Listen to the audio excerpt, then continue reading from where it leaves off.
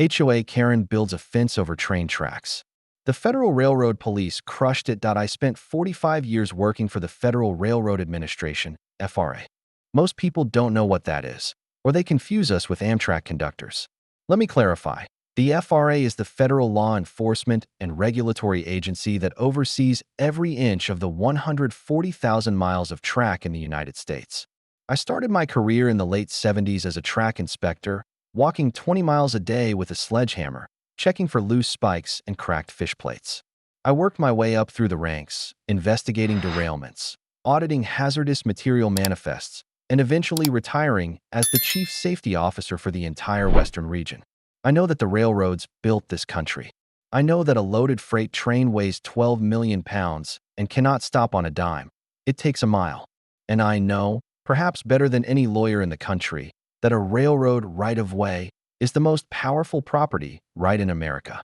It supersedes city ordinances, it supersedes state laws, and it absolutely, positively supersedes the bylaws of a homeowners association. My name is Otis. When I retired, I wanted to stay close to the rails. The sound of a distant horn is a lullaby to me. I bought a 1920s farmhouse on 5 acres that sat directly adjacent to the old line, a rusted, single-track spur line that hadn't seen regular freight traffic in about 10 years. To the untrained eye, it looked abandoned.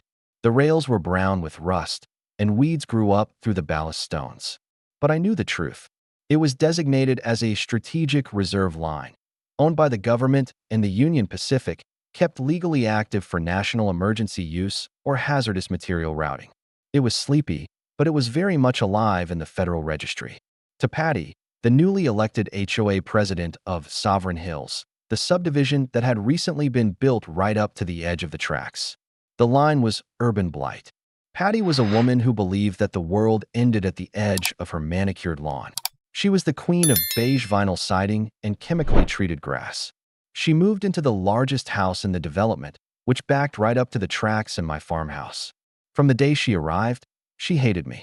She hated that an older black man lived in the rundown farmhouse that spoiled her view. She hated that I didn't mow my field to golf course standards. But mostly, she hated the tracks. She viewed the rusted steel and the gravel as an affront to her property value. It started with the petitions. She came to my door one Saturday, clipboard in hand, a fake smile plastered on her face.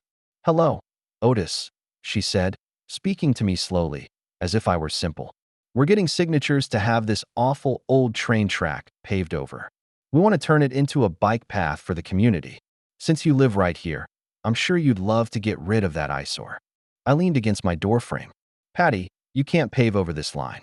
It's an active federal railroad." She laughed, a high, dismissive tinkling sound. "Oh, Otis, don't be silly. No train has come through here in years. It's abandoned. It's trash. And frankly, it attracts the wrong element. We're going to take it." "You can't take it," I said, my voice hardening. "The railroad owns the land 50 feet on either side of the center line. That's the easement. It's federal territory. If you touch it, you're breaking federal law." She rolled her eyes. "You people and your stories. I'm the HOA president. I have connections at the city council. We'll see about that." The city council told her the same thing I did. They had no jurisdiction. That didn't stop Patty. If she couldn't remove the tracks, she decided she would simply annex them. She decided that her backyard felt a little too small, and since the abandoned tracks were just sitting there, she was going to expand. I watched from my porch as the fence company arrived. They weren't building a fence on her property line. They were building a 6-foot-tall, solid white vinyl privacy fence across the tracks. She was enclosing about 30 feet of the rail line into her backyard to create a private rose garden. I walked out to the fence line. The contractors were digging post holes dangerously close to the ballast. "You need to stop," I told the foreman. "You are digging on a railroad right-of-way. This is a felony." The foreman looked at Patty. Patty waved her hand. "Ignore him. He's just a grumpy old neighbor. I own this land. Keep digging." She turned to me, sneering. "Get off my property, Otis, or I'll call the police for harassment. I'm beautifying the neighborhood. You should thank me." "Patty," I said, giving her one last chance. "I'm telling you as a former Federal Railroad official, do not build this fence. Trains still use this line for inspections. If you block it, the federal government will not be kind to you." "A train," she cackled. If a train comes down these tracks, I'll eat my hat. Go away, old man. They built the fence. It was a monstrosity of white plastic that completely severed the line. She planted expensive rose bushes between the rails. She put up a gazebo right on the ties.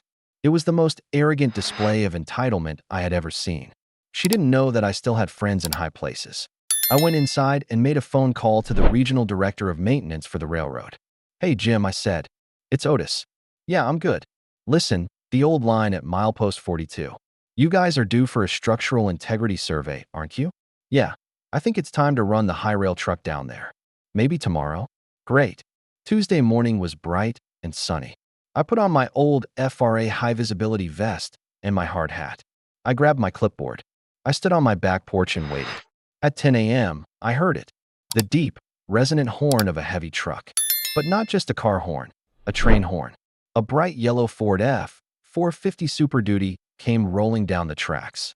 It was a high-rail vehicle, a truck fitted with retractable steel train wheels that allow it to drive directly on the rails. It was moving at about 15 miles per hour. The driver was a young engineer named Mike. The truck came around the bend and honked its horn again. 5 blasts, the standard warning. Patty was in her new garden, watering her roses, standing right in the middle of the tracks inside her fence. She heard the horn. She looked up. She saw a massive yellow truck rolling down the abandoned tracks, heading straight for her white vinyl fence. She didn't move. She didn't run. She stormed up to the fence from the inside, waving her garden hose. The truck slammed on its air brakes. The steel wheels screeched on the iron rails, sending up sparks. It came to a halt about 3 feet from her fence. Patty opened the gate and ran out, screaming. Get away! She shrieked at the driver. What are you doing? This is my backyard. You're trespassing. Get that truck out of here. Mike, the driver, rolled down his window. He looked confused. Ma'am, this is a rail line. You've blocked the track. It's not a rail line. It's my garden. She yelled, slamming her hand on the hood of the truck. I have a deed. I built a fence. Go around. Drive on the street like a normal person. Trains can't go around, Patty, I said, walking up to the scene. She spun on me. You called them. You did this. Tell them to leave. I can't do that, I said calmly. They are conducting a federal inspection, and you have committed a crime under the Federal Railroad Safety Act. Blocking a line is considered interference with interstate commerce. In the post-9/11 world, it's also classified as domestic terrorism against infrastructure. Terrorism. She laughed, a manic, crazy sound. It's a fence. It's vinyl. I am the HOA president. I have authority over this land. She stood in front of the truck, arms crossed. I'm not moving, and you're not coming through. Back up. Mike looked at me. Chief, what's the call? I looked at Patty. I looked at the fence. Call dispatch, I said. Request railroad police. Code 3. 10 minutes later, the cavalry arrived. And let me tell you, railroad police are not mall cops. They are fully sworn federal law enforcement agents with jurisdiction in all 50 states. They carry rifles. They don't care about your HOA. 2 black SUVs with railroad police, emblazoned on the side, tore across the manicured grass of the common area. 4 agents got out. They were big men. Step away from the tracks. The sergeant bellowed. Patty froze. She looked at the agents, then at me. I'm the president. She wailed, her voice trembling. You can't be here. You're ruining the grass. You are interfering with a federal waterway of commerce, the sergeant said, walking up to her. Move or be moved. Patty refused. She grabbed the post of her fence. No, it cost $5,000. The sergeant nodded to Mike in the truck. Proceed with the inspection. Clear the obstruction. Wait, what? Patty screamed. Get her out of the way. The sergeant ordered his men. 2 agents grabbed Patty and forcibly marched her 10 feet back. Proceed, the sergeant signaled. Mike revved the diesel engine of the F-450. He engaged the transmission. The truck lurched forward. The massive steel bumper of the high rail truck made contact with the pristine, white vinyl fence. Crunch. The sound was satisfyingly loud. The plastic shattered like glass. The wood posts snapped like toothpicks. The truck didn't even slow down. It rolled right through the fence, flattening the panels under its steel wheels. It rolled over the rose bushes, crushing them into the ballast. It smashed the gazebo, turning it into kindling. Patty screamed like she had been shot. She collapsed onto the grass, sobbing. My fence. My roses. You destroyed my property. The truck cleared the debris and stopped on the other side. The sergeant walked over to Patty, who was currently hyperventilating. Ma'am, stand up, he said. Arrest them. She shrieked, pointing at Mike and me. They destroyed my fence. You destroyed federal infrastructure, the sergeant said, pulling out his handcuffs. You built an illegal structure on a right-of-way. You impeded a federal vehicle. And you trespassed on railroad property. He spun her around. Click, click. You are under arrest. For what? She howled. Interference with railroad operations, trespassing, and creating a safety hazard, the sergeant listed off. The fine started at $10,000 per day that the obstruction was in place. By my count, this fence has been here 2 weeks. That's $140,000. Plus the cost of the crew delay. They hauled her away in the back of the SUV. She was looking at me through the window, her face a mask of shock and ruin. I walked over to the wreckage of the fence. I picked up a piece of white vinyl and tossed it into a trash pile. Patty was charged federally. Because she had blocked a strategic reserve line, the U.S. attorney didn't go easy on her. She pleaded guilty to avoid prison time, but the financial ruin was absolute. She was fined $150,000 by the FRA. She had to pay for the demolition services of the high rail truck. She lost her job when the arrest made the news. The HOA removed her immediately and sued her for the legal trouble she brought to the neighborhood.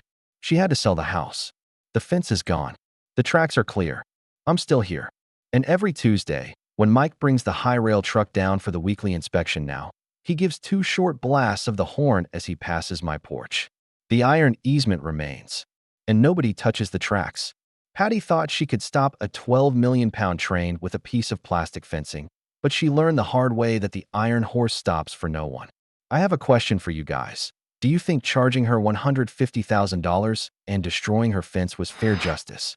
Or was the domestic terrorism charge a little too extreme for just being a bad neighbor? Let me know in the comments below. If you loved seeing this entitled Karen get derailed by the feds, smash that like button and subscribe.